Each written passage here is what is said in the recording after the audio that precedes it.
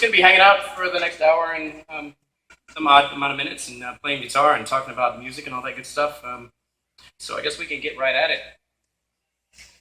First of all, I'm here because of Dean Guitars. Thing working? Okay. And Dean Guitars is an awesome company, and I'm very lucky Very proud to be with them. I mean, if anybody knows anything about new guitars, they've been around forever. They've got legendary musicians on the roster. I mean, like, our Texas boy Dimebag, right? Come on, man, right? Dimebag. Anybody can get away with being called Dimebag. No.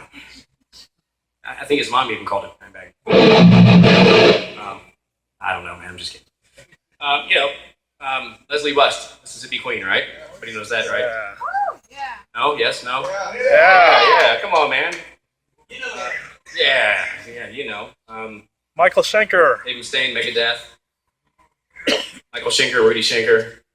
It's a good company to be in, and like I said, very lucky to be there. It's an interesting story because I was before I was with Dean Guitars, I was playing with another brand, a company I had an endorsement with, and I was pretty content. I was kind of low man on the totem pole, but I was fighting my way up through the ranks, so I was happy. But I get a call one day from Elliot Rubinson, the owner of Dean Guitars. He's like, "Hey, your friend Mark Tremonti was down here, and Mark is, just for the record, Mark is a PRS artist, so he wasn't in Dean because he was picking out Dean Guitars. A good friend of Mark's, a guy named Bill Peck, is a Dean artist, and they were down there hanging out. And Elliot says to Mark, "Hey, man, do you know any good guitar players? We're trying to corner the shred market." And he says, "Yeah, you need to call my friend Rusty Cooley." So that's how it all started. I get a call from Elliot. Mark passed on the good word, and I get this call, and he's like, "Hey, why don't you submit some songs?" Today, happy birthday, dude! And another good friend, Jim Finn, who's still around Houston area and plays guitars. We were jamming with tennis rackets like Ted Nugent, Cheap Trick, and stuff in 8th grade. And about after 3 months of that, we got this brilliant idea. Hey, man, how about we get some real electric guitars? It just came to us out of the blue, man. I don't know where it came from, but it was like, all right, so, And the stupidest thing was I wanted to get this little mini Flying V, It's like, no, dude, you can't. It's not a real guitar. It's for a kid. But it looks cool. It's a V, Dad. No. That's one good judgment call my dad made. On a bunch of the other shenanigans I tried to get him to agree on. But that's how it started, man. We were playing with tennis rackets and decided to take it real up in here real quick. But man, honestly, after I got the guitar, it was just like a switch went on, and I instantly it was it, man. I got the guitar and I went to my bedroom and just started practicing, and my entire life changed dramatically. So much it freaked out my friends and parents, and send my meals to my room kind of thing. But people would call me up and be like, "What? You're practicing, don't you know?" Pretty soon my phone didn't ring anymore because I was practicing. But and it was seriously, it was like that. It was my thing, man. So I tried taking regular lessons. I guess regular lesson meeting with a local instructor. And you got to remember, man, this was I'll go ahead and say when. This was 1983 when I started guitar. And back then, that was kind of, the really hot guitar players were like Eddie Van Halen and Randy Rhoads, and some of the LA guys like Warren DeMartini and J.D. Lee and stuff like that, and George Lynch. And those guys are all amazing, don't get me wrong. But, nobody could play that stuff really as far as local teachers go. And then Yngwie came out. And man, whether you like Yngwie or not, if you were listening and playing guitar during that era, nobody played like that when Yngwie came out. I mean, he was just light years beyond everyone. And, a lot of people can play as fast and clean as he can now, but still, you can't take away the fact that he created that whole sound genre of guitar players. He sent everybody scurrying to the woodshed to try to figure out what the hell he was doing. Nobody heard of harmonic minor scales. I don't even know what I'm talking about now. But anyway, so no local teachers could really teach that kind of stuff. So a friend of mine had been carrying an ad around in his wallet. He'd ripped out a Hit Parader magazine for heavy metal guitar lessons of Mark's Metal Method. I don't know if anybody's heard of that, but I was like, dude, if you're not going to use that ad, get that to me. And I took it from him and went home and said, "Mom, can I get these guitar lessons?" And about 2 weeks later, this little discreet brown package came in the mail. Nowadays, you got to be careful what comes in a brown package. But then it was guitar lessons. So it was heavy metal guitar lessons with Doug Marks. It was really cool because 1983, I'm a 15-year-old kid. And this guy popped open the cassette and popped it in my thing, and this guy's like, "Chong, lesson 1,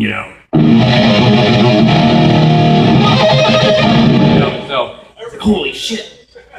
So anyway, I was hooked, man, and I found my guitar teacher. So I, for the next 3 years of my guitar playing, I studied everything that Metal Method put out, and and I just became self-educated because nobody could really play that stuff. It's all new, and guys, you forget that back then there was no internet, no YouTube. You just can't hop on your computer and there's every guitar player hanging all their coolest licks for you. Just go, oh yeah, slow that down, stop, cop.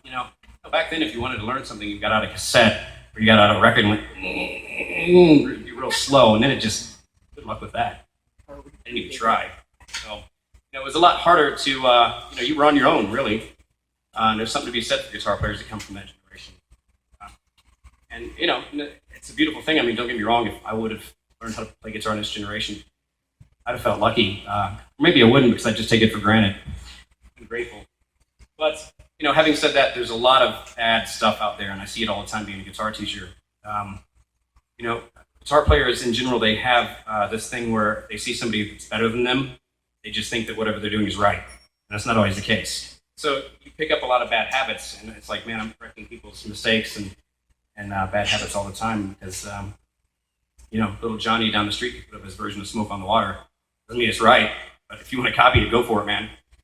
So be careful if you are a guitar player, and I'm pretty sure most of you are. If you're not, you're probably a girl that some guy dragged here against their will that maybe said, hey, can we just stop in here and get some strings? Oh, by the way, I don't have any money. Can you buy them for me? Oh, hey, guess what? A Rusty Cooley clinic's going on. We gotta stay now.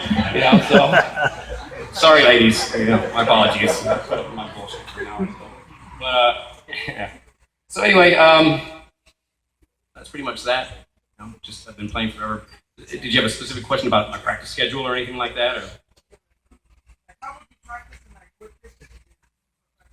Well, it's going to depend on where you're at right now. Like an intermediate player, like your modes already. Let me ask you this: can you play all your modes off one root note, or do you have to think about it? So you can play A major, A Dorian, A Phrygian minor, A Lady, all like with 16th notes right in a row, nonstop, and then jump to another key and do them all off that. So like be all parallel modes.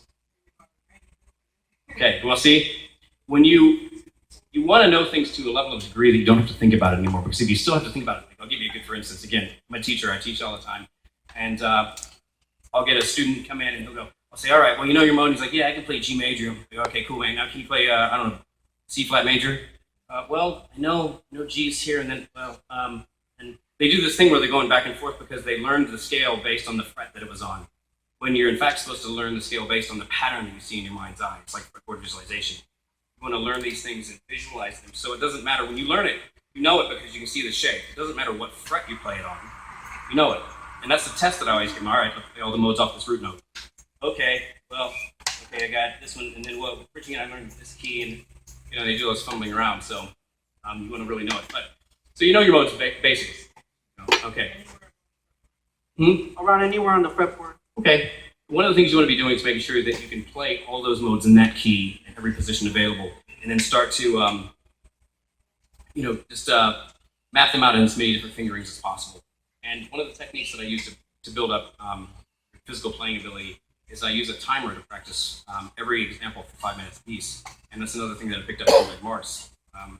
Basically, get a little practice timer. And back then it was like a kitchen timer that I stole from my mom out of the kitchen to make like Christmas pies or something. But set it for 5 minutes and you practice that first mode, 5 minutes nonstop repetition. Okay.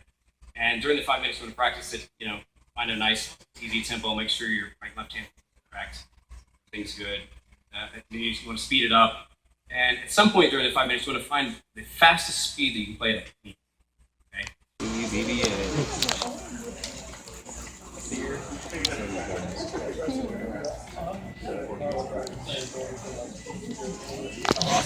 And I want one. Mine's Michelle. MICHELE, just one L. No, not two? Not two. And here I was thinking, I got this one. Yeah.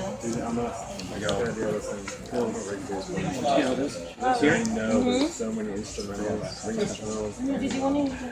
and vocals. If you don't mind, No, I don't mind. It's fine. And like no one's done a Might as well. Like the perfect pattern came in my head earlier. Like the perfect way to do it. I really don't play. Absolutely.